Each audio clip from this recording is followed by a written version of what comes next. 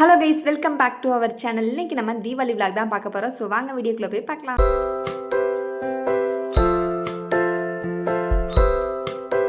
எழுந்து வந்த உடனே சரவடியை போட்டு தீபாவளியை வந்து ஸ்டார்ட் பண்ணியாச்சுங்க.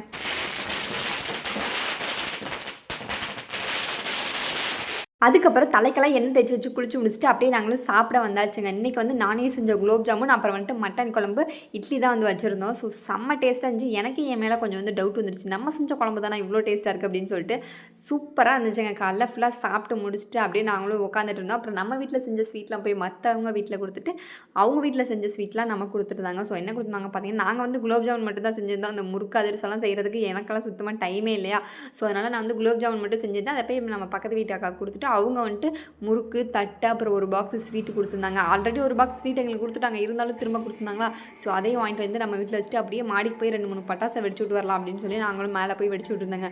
ஆக்சுவலாக இங்கே கோயம்புத்தூரில் என்ன ஒரு பெரிய பிரச்சனைனா, வெடி தாங்க வைக்கிறதுக்கு இடமே இல்லை. நாங்கள் இருக்கிறது வேறு கொஞ்சம் மெயினான ஏரியாவா.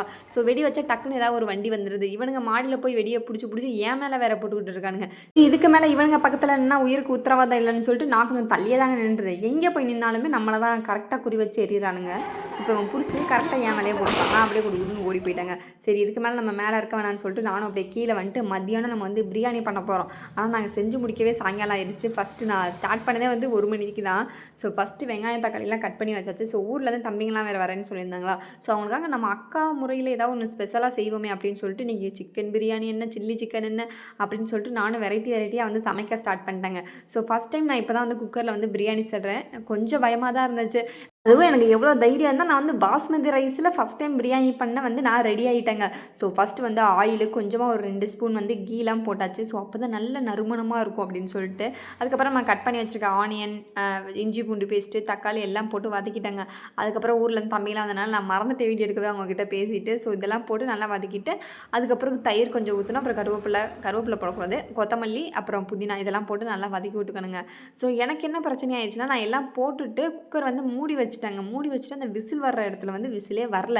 அது ஏன்னு சொல்லி எனக்கும் தெரியல. அதுக்கப்புறம் பார்த்தீங்கன்னா விசில் வர்ற இடத்துக்கு பக்கத்தில் ஒரு ஹோல் மாதிரி இருக்குல்ல, அங்கேருந்து பார்த்தா ஒரே விசிலாக வந்துடுச்சு. எங்களுக்கு கொஞ்சம் நேரத்தில் பயமாயிடுச்சு. சரி, இன்னைக்கு குக்கர் வெடிக்கத்தான் போகுது அப்படின்னு சொல்லிட்டு அதுக்கப்புறம் நாங்கள் யாரும் கிச்சனுக்குள்ளேயே போகலையே, உள்ளே போனால் தானடா வெடிக்கும் அப்படின்னு சொல்லிட்டு நாங்கள் எல்லாருமே ஹாலில் வந்து உட்காந்து அப்படியே எட்டி பார்த்து வேடிக்கை தான் பார்த்துட்டு இருந்தோம். சரி, என்னமோ ஆகட்டும், விசில் வந்தால் சரி அப்படின்ற மாதிரி ஆயிடுச்சு.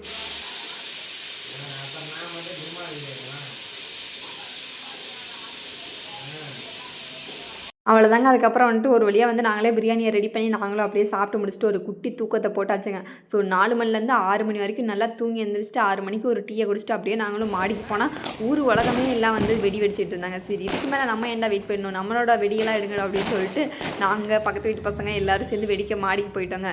ஸோ அங்கே போனதுக்கப்புறம் நாங்கள் ஸ்டார்டிங்கில் வச்ச ஸ்கை ஷாட்லாம் மேலே போய் செம்மையாக வெடிச்சிட்டு இருந்துச்சு. எங்களுக்கே ரொம்ப ஜாலியாகிடுச்சு. அந்த வெடிக்க ஆரம்பித்தோடனே போதும் நாங்கள் எல்லாருமே வந்துட்டு அப்படியே ஒரு மாதிரி குழந்தைங்களாக மாறி நாங்கள் வெடிக்க ஸ்டார்ட் பண்ணிட்டாங்க. ஸோ அதுக்கப்புறம் நாங்கள் எல்லாம் ஒரு வெடியாக தாங்க வெடிச்சுட்டு இருந்தோம். அதுக்கப்புறம் இன்னொரு வெடி, அதாவது இவன் இப்போ கையில் வச்சுருக்கானே அந்த வெடி தான். இதுவும் வந்து ஸ்கை ஷாட் அப்படின்னு சொல்லி தான் கொடுத்துருந்தாங்க. ஆனால் அது என்னமோ மேலே போய் வெடிக்கல. அது 2-3 டைம் அவன் பற்ற வச்சு அமரும் போதே நாங்கள் கொஞ்சம் உஷாராகி இதை வெடிக்க வேணாம் அப்படின்னு நாங்கள் முடிவு பண்ணியிருக்கணும். ஆனால் என்ன பண்ணுறது, பற்ற வச்சுட்டு நாங்களும் வந்து மேலக்க பார்த்துக்கிட்டு இருக்கிறோம். சரி, மேலே வெடிக்கும் அப்படின்னு சொல்லிட்டு. ஆனால் அது வெடிச்சது என்னமோ கீழே வெடிச்சு நாங்கள் பக்கத்தில் இருந்த எல்லோரும் நாங்கள் எல்லாம் அப்படியே செதறி போயிட்டோங்க.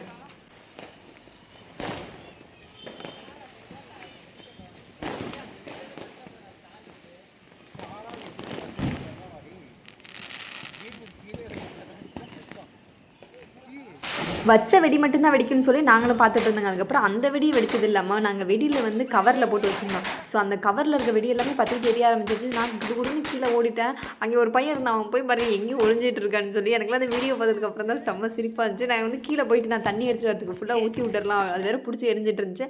அதுக்கப்புறம் நாங்கள் கொஞ்சம் லேட்டாகி வந்து பார்த்தோம். ஸோ தண்ணியெலாம் எடுத்துகிட்டு இருந்ததுக்கப்புறம் பார்த்தா அதுவாகவே வந்து ஆஃப் ஆகிடுச்சு. அதில் வேறு அணுகுண்டு, லட்சுமி வெடி அப்படின்னு சொல்லி பெரிய வெடியாக வேறு இருந்துச்சு. கொஞ்சம் நேரத்தில் உயிர் பயத்தை காட்டிட்டாங்கடா அப்படின்ற மாதிரி இருந்துச்சு. ஃபுல்லாக பிடிச்சி வெடிச்சிருந்துச்சுன்னா அவ்வளோதான் அப்படின்ற மாதிரி இருந்துச்சு. ஸோ அதுக்கப்புறம் நாங்கள் வந்து வெடியவே தொடவே இல்லையே. அதுக்கப்புறம் இந்த புஸ்வானம், சங்கு சக்கரம், ஸோ இது மட்டும்தான் நாங்கள் வந்து வெடிச்சிட்டு இருந்தோம். அதில் வேறு நாங்கள் பெரிய வெடியாக வேறு பக்கத்தில் வச்சுருந்தோம். பிடிச்சிருந்துச்சுன்னா இன்றைக்கி அவ்வளோதான், சோழி முடிஞ்சிருக்குன்னு நினைக்கிறேன். அப்புறம் நாங்கள் வந்து பெரிய வெடிலாம் எதுவுமே வந்து வெடிக்கலைங்க. எங்களுக்கு வந்துட்டு அதுக்கப்புறம் கம்பி மத்தாப்பு சுற்றலாம், சங்கு சக்கரம், புஸ்வானம் அந்த மாதிரியே நாங்கள் வந்து வைக்கலான்னு வந்துட்டு எல்லாமே எடுத்து வச்சுட்டு இருந்தோம். ஸோ இதுவுமே கொஞ்சம் ஜாலியாக தான் இருந்துச்சு. வெடிச்சா டங்குன்னு வெடிச்சு காது தான் வலிக்கிற மாதிரி இருந்துச்சு. இது கொஞ்சம் வந்து ஜாலியாக எல்லோரும் என்ஜாய் பண்ணி சுற்றிட்டு அப்படி விளையாடிட்டு இருந்தாங்க. நாங்கள் ஃபர்ஸ்ட் டைம் வந்து கோயம்புத்தூரில் இந்த மாதிரி ஒரு தீபாவளி வந்து செலிப்ரேட் பண்ணியிருந்தோம். ஸோ நாங்கள் போன வருஷமும் இங்கே தாங்க இருந்தோம். ஆனால் நாங்கள் இவ்வளோக்கெல்லாம் ஒன்றுமே நாங்கள் வந்து செலிப்ரேட் பண்ணல. ஒரு துப்பாக்கி வெடி கூட நாங்கள் வாங்கி வெடிக்கலாம் பார்த்துக்கோங்க. போன வருஷம் எந்திரிச்சோம், சாப்பிட்டோம், திரும்ப படுத்து தூங்கிட்டோம். ஆனால் இந்த வருஷம் வந்துட்டு எங்கள் ஊரில் நாங்கள் இருந்திருந்தால் எவ்வளோ அளவுக்கு செலிப்ரேட் பண்ணியிருப்போமோ அதே அளவுக்கு இங்கே வந்து செம்ம ஜாலியாக எல்லாருமே குட்டி பசங்களாக இருந்தால் எனக்கு ரொம்ப பிடிக்கும். ஸோ இந்த டைம் அவ்வளோ கேங்காக கூட்டமாக நாங்கள் எல்லாருமே செம்ம ஜாலியாக இங்கே வந்து கோயம்புத்தூர்லேயே நாங்கள் வந்து தீபாவளி வந்து செம்ம சூப்பராக வந்து செலிப்ரேட் பண்ணியிருந்தோம். ஸோ அதுக்கப்புறமா நாங்கள் வந்து சங்கு சக்கரம்லாம் வச்சு முடிச்சுட்டு நாங்கள் ராக்கெட் தாங்க வைக்கலான்ட்டு இருந்தோம். ஸோ இதெல்லாம் பெரிய ஃபன்னு சரியான ஃபன்னாக இருந்துச்சு. நாங்கள் ராக்கெட் வச்சுட்டு இங்கே திரும்புகிறோம், அது போய் வந்து பக்கத்து வீட்டில் இருந்த பொண்ணு மேலே போய் விழுந்துருச்சுங்க. எங்களுக்கே கொஞ்சம் நேரத்தில் பயமாயிடுச்சு.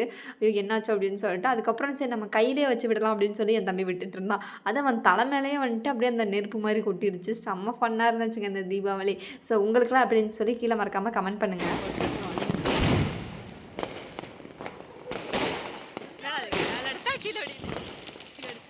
அதுக்கப்புறமா மிச்சம் மீதி இருந்த எல்லா வெடியும் நாங்களே எடுத்து சுற்றிட்டு இருந்தாங்க. ஸோ இருக்கிற எல்லா வெடியும் வெடிச்சு விட்டு போயிடலாம், அது அவ்வளோதானே தீபாவளி முடிஞ்சுன்னு சொல்லி நாங்களும் எல்லா வெடியும் வெடிச்சிட்டோங்க.